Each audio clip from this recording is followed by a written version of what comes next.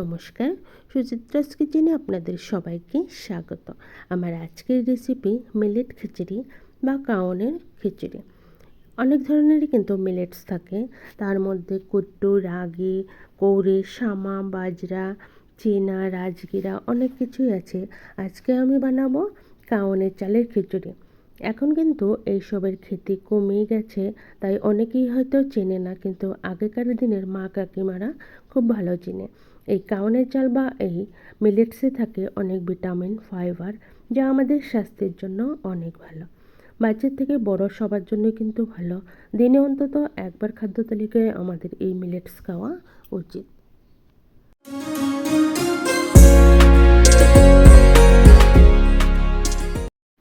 আজকে আমি বানাবো খিচুড়ি। তার জন্য আমি প্রথমে 1 কাপ ডাল দিয়ে দিলাম। একটা কড়াই বসিয়ে 1 কাপ ডাল দিয়ে ডালটাকে ভালো করে ভেজে নেব। খুব বেশি লাল করব না, শুধুমাত্র ডালের কাঁচা গন্ধটা চলে গেলে আমি ডালটাকে ধুয়ে নেব। ডাল কিন্তু ভাজা হয়ে গেছে। এবার ডালে দিয়ে দিব জল। এই জলটা দিয়ে খুন্তিটা দিয়ে হালকা হাতে একটু নাড়িয়ে চাড়িয়ে এই জলটাকে ফেলে দেব।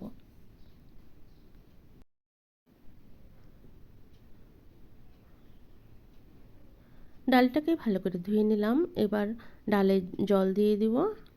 জলটা আমি একবারেই দেব, আমি 2 বাটি থেকে আরও আধা বাটি দিয়ে দেব। খিচুড়িটা অনেকেই কিন্তু একটু পাতলা খেতে পছন্দ করে, আবার অনেকে হাত দিয়ে ধরে খেতে। জল দেওয়ার পর আমি কাওনের চালটাকে ভিজিয়ে নেব। দেখতে কিন্তু একটু সর্ষের দানার মতোই, প্রায় এটা যে খুদের যে চাল হয় ঠিক সেরকমই, তার থেকেও একটু ছোট ছোট। এই কাওনের চালটাকে কিন্তু ইংলিশে ফক্সটেল বলে। আরও জায়গা বিশেষে মানুষে অনেকেই নাম বলে থাকে। আমি 3 থেকে 4 বার জলটাকে ভালো করে বদলে বদলে কাওনের চালটাকে ধুয়ে নিলাম। এবার জল দিয়ে 10 থেকে 15 মিনিটের জন্য একটু ভিজিয়ে রাখবো, যতক্ষণ না পর্যন্ত ডালটা আধা সেদ্ধ হয়। এদিকে ডালের ফেনাটাকে ভালো করে পরিষ্কার করে নেব।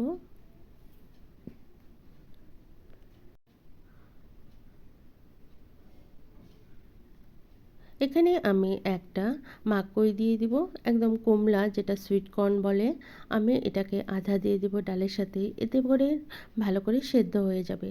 এদিকে কাউনের চালটাও একটু ভেজানো হয়ে গেছে, ডালটাও আধা ফোটা হয়ে গেছে। এবার চালটাকে দিয়ে একসাথে জাল করে নেব। এরই সাথে 5-6টা দিয়ে দিব কাঁচা লঙ্কা, আর স্বাদ মতো দিয়ে দিব লবণ।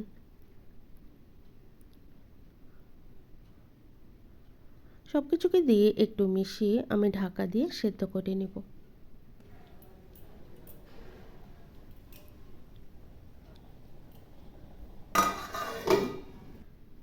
গ্যাসের ফ্লেমটা কমিয়ে চাল ডালকে সেদ্ধ হওয়ার জন্য রেখে দেব। এদিকে আমি কিছু সবজি দেব খিচুড়িতে। তার জন্য আমি রাঙা আলু, পটল আর মিষ্টি কুমড়ো কেটে নিয়েছি। এখানে 1 বাটির মতো আমি পনিরও নিয়ে নিয়েছি, বাচ্চারা পনির খেতে পছন্দ করে বলে। আর একটা কড়াই বসিয়ে আমি এখানে 3 থেকে 4 টেবিল চামচের মতো সর্ষের তেল দিয়ে দেব। তেলটা ভালো করে গরম হয়ে গেলে প্রথমেই পনিরটাকে ভেজে নেব। পনিরটা দিয়ে এতে আমি অল্প সামান্য হলুদ দিয়ে দেবো, আর দিয়ে দেবো লবণ। এবার পনিরটাকে একটু লাল লাল করে ভেজে নেব। ভালো করে উল্টে পাল্টে যখনই একটু কালার চলে আসবে তখনই পনিরটাকে নামিয়ে নেব। পনিরগুলো ভাজা হয়ে গেছে, এবার পনিরটাকে তুলে নেব।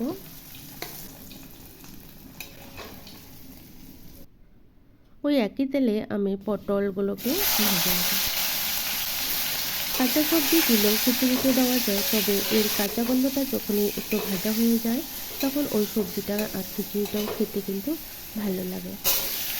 এরই সাথে মিষ্টি কুমড়ো আর রাঙা আলুটাকে 1 থেকে 1.5 মিনিট একটু ভেজে নেব। যদিও এগুলো না ভাজলেও হয়, তবুও একসাথে একটু আমি ভেজে নেব। সবজি এখানে নিজের পছন্দ মতোই কিন্তু দেওয়া যায়। এখানে ঝিঙ্গা, বেগুন, আরও যা কিছু থাকে সব কিছুই নিজের পছন্দ অনুযায়ী দেওয়া যায়। সবজিগুলো কিন্তু ভাজা হয়ে গেছে, এবার খিচুড়িতে দিয়ে দিব।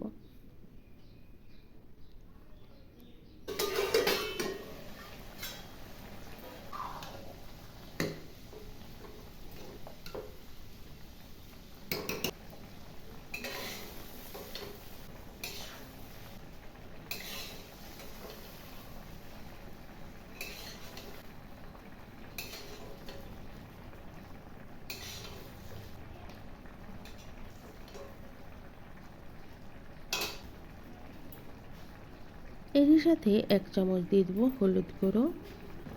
এবার খিচুড়িটা ভালো করে মিশিয়ে দেব।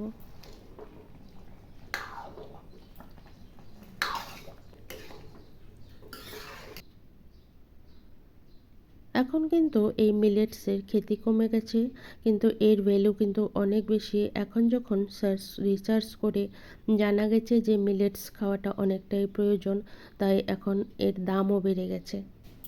ওই একই তেলে এবার পটল ভাজা আর মিষ্টি কুমড়োগুলো যে ভেজেছিলাম তাতে 1 চামচ ঘি দিয়ে দেব।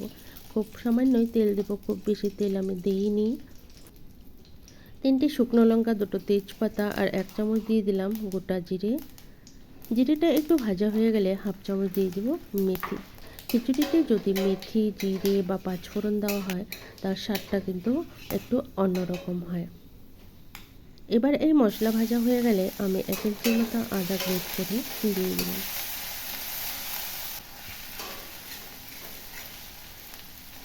ফোড়নটা ভালো মতো ভাজা হয়ে গেলে আমি ওই খিচুড়িতে ঢেলে দেব।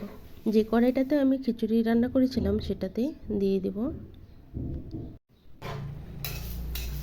এদিকে খিচুড়িটাও কিন্তু আমাদের প্রায় হয়ে গেছে। এবার সম্বারটা ঢেলে দিয়ে দিলাম। সব কিছুকে দিয়ে ভালো করে মিশিয়ে নেব।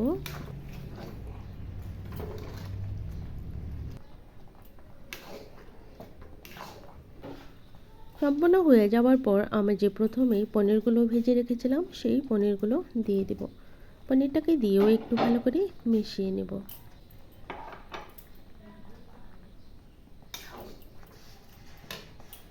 খিচুড়ি প্রায় কিন্তু হয়ে গেছে। সবশেষে আমি 1 চামচের মতো দিয়ে দিব ভাজা মশলা।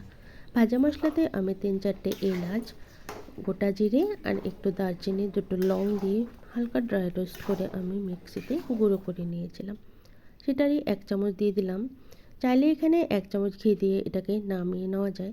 খিচুড়ি কিন্তু হয়ে গেছে। এবার এটাকে ঢাকা দিয়ে 5 মিনিট সময় স্ট্যান্ডিং টাইমে রেখে আমি সার্ভ করে দেব। 5 মিনিট হয়ে গেছে। এবার আমি একটা থালাতে সার্ভ করে দিলাম। দেখুন এই মিলেটসের খিচুড়িটা কেমন হয়েছে। এই যে শুধু খিচুড়ি তা নয়, এটা ভাতের মতো করে রান্না করেও খাওয়া যায়।